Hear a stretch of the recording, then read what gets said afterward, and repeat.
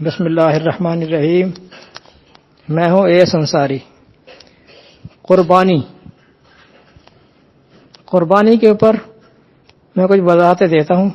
37 over 102 سے لے کر 1010 تک ہے. قربانی کا لفظ غیر قرآنی ہے، یہ لفظ ہی نہیں ہے قرآن میں. قرب ہے، قریب ہے، قربان ہے، یہ الفاظ تو ہیں، قربانی لفظ نہیں ہے. اب قرب کے معنی ہوتے ہیں فاصلے کے اعتبار سے قریب ہونا 51 اوور 27، رشتے کے اعتبار سے قریب ہونا 2 اوور 83، تعلق کے اعتبار سے قریب ہونا 50 اوور 16.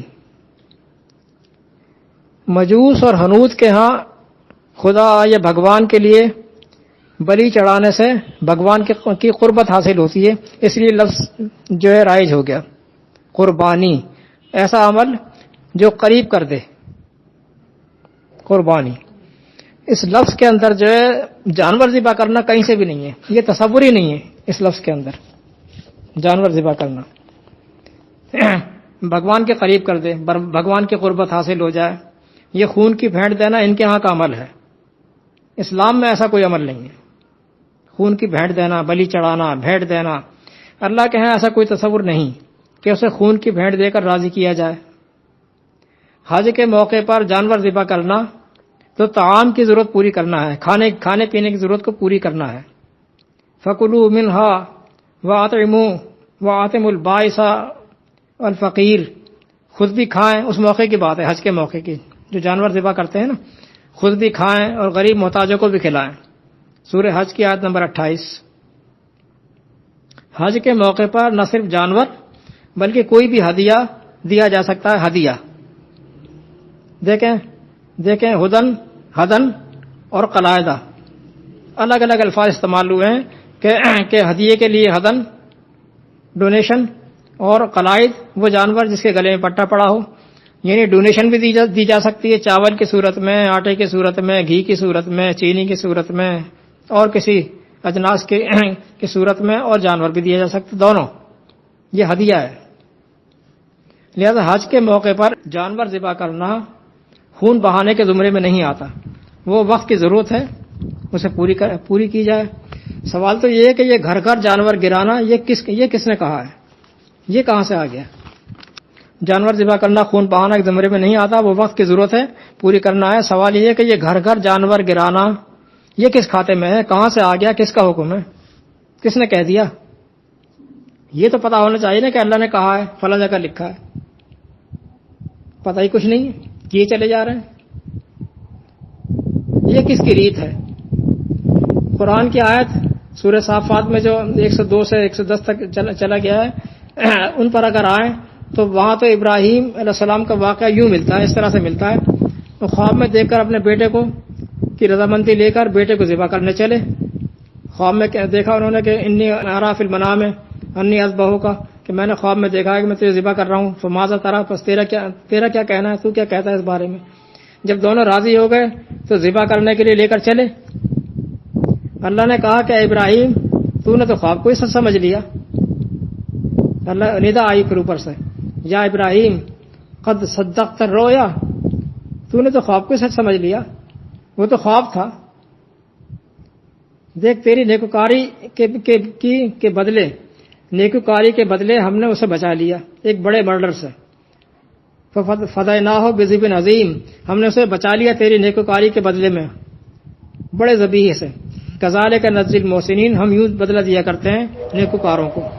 نیکوکاری کے بدلے میں، نیکوکاری کے فدیے کے طور پر، ابراہیم علیہ السلام کی نیکوکاری کو فدیے کے طور پر رکھ کر اللہ تعالیٰ نے اسماعیل کو بچا لیا.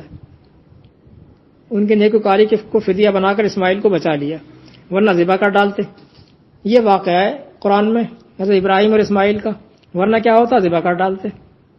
اور اس واقعے کو بطور خبر، بطور ذکر آئندہ کے لیے محفوظ کر دیا. وَتَرَكْنَا عَلَيْهِ فِي الْآخِرِينَ، اور واقعے کو بعد والوں کے لیے محفوظ کر دیا بطور ذکر، نہ کہ ایسا کرنا فرض کر دیا. یہ بڑی اہم بات ہے کہ ایسا کرنا فرض تو نہیں کیا اللہ تعالیٰ نے. جو ابراہیم نے کیا تھا اگر یہی کرنا فرض ہوتا، اگر یہی کرنا فرض ہوتا تو پھر تو یوں ہی کرتے آپ بھی، یوں ہی کرنا تھا کہ آپ بھی بیٹے کو لے کر چلیں ذبح کرنے کے لیے۔ اگر اللہ تعالیٰ بچانا چاہے گا، جیسے ابراہیم کے بیٹے کو بچا لیا، بچانا چاہے گا تو بچا لے گا، ورنہ کاٹ ڈالیں بیٹے کو۔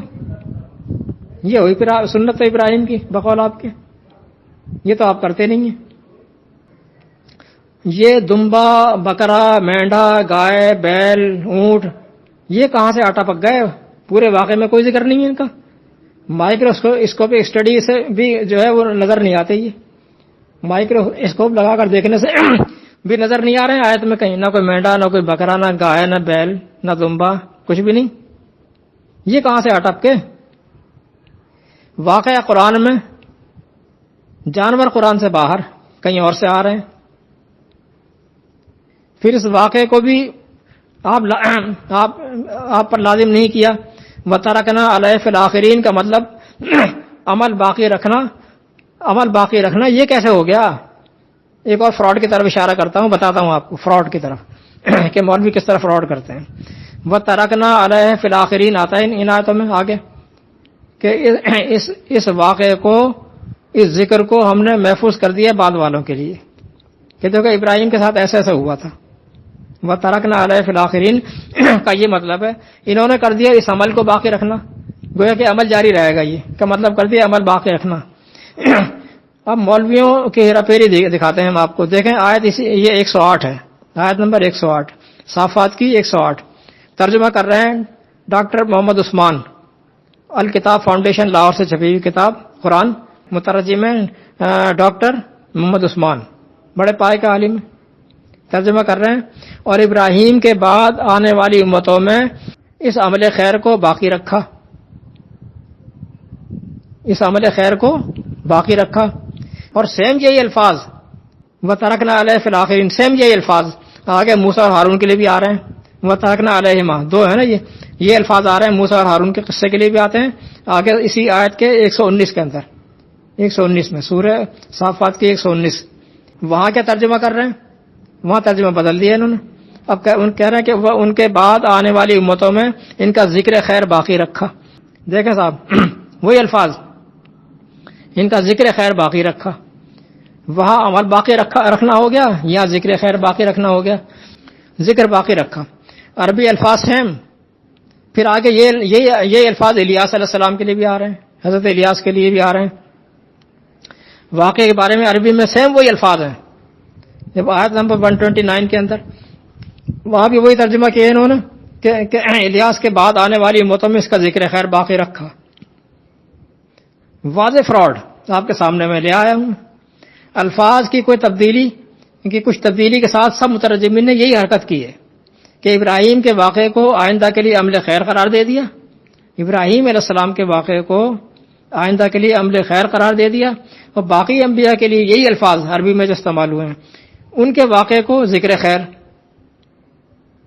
دیکھیں یہ کہلاتی ہے کاریگری، بڑی باریک بینی سے کی جاتی ہے، ہم اس کو کہتے ہیں فن دینداری، دینداری کا فن یہ آنا چاہیے، کہاں کیا گڑبڑ کرنی ہے، کس طرح کرنی ہے پتہ بھی نہ چلے۔ قرآن میں کسی جانور کے آسمان سے آنے کا کوئی ذکر ہی نہیں ہے، وہاں اپنی طرف سے ایک مینڈے کا آنا قرار دے دیا۔ جب واقعہ اللہ نقل کر رہا ہے تو اس میں اصل چیز کو بیان کرنا بھول گیا کیا اللہ تعالیٰ؟ وہ اصل چیز جو قیامت تک چل رہی ہے، ہر آنے والے لوگ کریں گے، وہ اصل چیز وہ بھول گیا بتانا، اس کا کوئی ذکر نہیں کیا۔ 250-300 سال کے بعد آنے والے ایرانی اماموں نے نقل کر دیا کہ دراصل یہاں ایسا ایسا ہوا تھا، اور نام لگا دیا محمد علیہ السلام کا۔ نام لگا دینا کون سا مشکل کام ہے بھائی، کہ اس میں کوئی مشکل پیش آ رہی ہے؟ اور ویسے بھی محدثین ہی نے یہ اصول بھی وضع کر رکھا، آج ایک اور چیز نہیں بتا دوں آپ کو، محدثین نے یہ اصول وضع کر رکھا ہے کہ محدث پر جرح نہیں ہوگی۔ جرح تعدیل کا جو فن دیا نا، بڑا بھاری فن انہوں نے ایجاد کر دیا ہے، بڑا اس کے اوپر فخر کرتی ہے امت مسلمہ، جرح تعدیل کا فن، اس میں یہ فنکاری دکھائی ہے کہ یہ اصول وضع کر دیا کہ محدث پر جرح نہیں ہوگی۔ امام بخاری اگر کوئی روایت نقل کر رہے ہیں تو درمیان کے راوی جو ہیں ان پہ تو جرح ہو سکتی ہے، امام بخاری پہ نہیں ہوگی، امام مسلم کو نقل کر رہے ہیں ان پر نہیں ہوگی، ابو داؤد کو نقل کر رہے ہیں ان پر نہیں ہوگی، ابن ماجہ نقل کر رہے ہیں ان پر نہیں ہوگی، محدث پہ نقل نہیں جو ہے وہ جرح نہیں ہوگی۔ کیا اس بہترین اصول وضع کیا ہے صاحب؟ کیا وہ آسمان سے اترے ہوئے فرشتے ہیں کیا کہ ان پر جرح نہیں ہوگی؟ آخر کیا وجہ ہے کہ سارا قصہ قرآن نے بیان کیا؟ خواب، پھر بیٹے سے مشورہ کرنا، پھر بیٹے کو لے کر چلنا، پھر لٹا دینا، طلّہ للجبین، لٹا دینا، پھر اللہ کی طرف سے ندا کا آنا کہ ابراہیم تو نے تو خواب کو سچ سمجھ لیا، یہ اللہ کا ندا آنا، قدس صدقت الرؤیا، پھر یہ کہنا کہ یہ تو تیرا امتحان ہو گیا، یہ تو تیرا ایک طرح سے امتحان بھی ہو گیا کہ تو خواب میں دیکھ کر ہی اسے لے کر حکم الہیہ سمجھ کر چل پڑا پورا کرنے کے لیے۔ تو حقیقت میں جب اللہ تعالیٰ حکم دے گا تو پھر تو کیوں پورا نہ کرے گا؟ یہ نہیں کرے گا، تیرا امتحان بھی ہو گیا یہ۔ پھر اللہ کا اسماعیل کو بچا لینا ابراہیم کے نیکوکاری کے بدلے میں، پھر اس واقعے کو ایک ذکر کے طور پر محفوظ کر دینا، اس واقعے کو ایک ذکر کے طور پر محفوظ کر دینا اور بتا دینا کہ ہم نے محفوظ کر دیا ہے، سب کچھ کر دیا، واقعہ کلوز کر کے محفوظ بھی کر دیا، لیکن واقعے میں اصل چیز کہ جنت سے جانور کا بھیجا جانا، اس کے بعد آئندہ کے تمام قوموں کو، پوری امت کو، اور جتنی امتیں گزر گئیں ابراہیم کے بعد سب کو اس پر چلنا، اتنی بڑی بات وہ نہیں بتائی اس میں، واقعے کو محفوظ کر دیا، کلوز کر دیا۔ محفوظ تو جب بھی کرے گا جب کلوز کر دے گا، محفوظ کر دیا اللہ تعالیٰ نے، یہ بیچ میں سے غائب۔ کیا غور کرنا منع ہے؟ کیا ممنوع ہے؟ سارا واقعہ قرآن میں، اصل بات جس پہ پوری دنیا نے تا قیامت رہنا تھا وہ بیچ میں سے غائب۔ یہ تو قرآن پر اعتراض آ گیا، قرآن پر بھی اعتراض آ گیا اور اللہ پر بھی اعتراض آ گیا، اور قوم ہے کہ اندھی بن کر 1200 سال سے لگی ہوئی ہے، پتہ کسی کو نہیں ہے کہ قرآن نے کیا کہا ہے۔ اب آگے چلیں، وَتَرَكْنَا فِي الْآخِرِينَ، فی الآخرین، کہ ہم نے اس ادھورے نامکمل واقعے کو باقی رکھ چھوڑا بعد والوں کے لیے، ناممکن بات ہے۔ پھر یہ بھی ارشاد ہو رہا ہے ساتھ میں، آپ یہ بھی دیکھیں قرآن کے اندر یہ بھی کہہ رہا ہے اللہ تعالیٰ وَتَفْصِيلًا كُلَّ شَيْءٍ، وَتَفْصِيلًا كُلَّ شَيْءٍ 12 کی 111، کہ اس کتاب میں ہر چیز کی ہم نے تفصیل بھی دے دی ہے، ڈیٹیلڈ بک ہے یہ، ہر چیز کی تفصیل دے دی ہے۔ یہ کیسی تفصیل ہے؟ بیچ میں سے اصل چیز غائب، اور ہر جگہ یہی ہوتا ہے، قرآن کریم کچھ اور کہہ رہا ہوتا ہے، بیچ میں کچھ اور چپکا کر وہ یہ شو کرتے ہیں قرآن سے، تو قرآن میں تو نہیں کہا، یہ تو بعد میں حضور نے بتایا فرمایا ہے، حضور نے بھی جو ہے فرمایا، وہ کسی کو پتہ نہیں ہے، 250 سال کے بعد جو ہے وہ امام آ رہے ہیں ایران سے، وہ بتا رہے ہیں۔ وہ تفصیلہ کل شعین 12 کی 111، اس کتاب میں ہر چیز کی تفصیل دے دی گئی ہے۔ ایک چیز اور کلیئر کر دوں، ابھی کچھ دیر پہلے میں نے محترم استاد عزیز اللہ بوہیو صاحب، اللہ ان کو مغفرت عطا فرمائے، ان کو جنت فردوس عطا فرمایا، بہت نیک آدمی تھے، بہت اچھے آدمی تھے، ہم نے ان سے بہت کچھ سیکھا ہے۔ عزیز اللہ بوہیو صاحب انتقال فرما گئے، ان کا خطاب سن رہا تھا میں یوٹیوب پر، پوری بات تو نہیں کہوں گا، آپ سن لیجیے گا۔ تو انہوں نے ذبح کے معنی کسی اہم منصب کے لیے چن لینا قرار دیے ہیں، ذبحن کے معنی کسی اہم منصب کے لیے چن لینا، یعنی ابراہیم علیہ السلام، ابراہیم کو جو اسماعیل کو ذبح کر رہے تھے، تو وہ ذبح کا مطلب یہ ہے، یہ انہوں نے لیا ہے کہ بیت اللہ کو سنوارنا، سدھارنا، صاف ستھرا رکھنا، پریپیئر کر کے رکھنا، یہ ذبحن ہو گیا، یہ ذبحن کیسے ہو گیا بھائی؟ ذبحن کے معنی صرف گردن کاٹنا ہے، صرف گردن کاٹنا، سلاٹر۔ قتل کے معنی تو کئی نکلتے ہیں قتل کے معنی، لیکن ذبحن کے معنی جو ہے وہ گردن کاٹنا ہی ہے۔ اور اسی غرض سے اسماعیل علیہ السلام کو انہوں نے لٹایا بھی تھا، وَتَلَّهُ لِلْجَبِينِ، اور لٹا دیا انہوں نے پیشانی کے بل، کہا کہ لٹا دیا پیشانی کے بل، خانہ کعبہ کی حفاظت کرنے کے لیے۔ تو کر جاتے ہیں لوگ، یعنی اب ان کے ذہن میں نہیں رہا ہوگا، میں نہیں سمجھتا ہوں کہ وہ آدمی بہت کھرے اور بہت سچے آدمی تھے، میرے حساب سے۔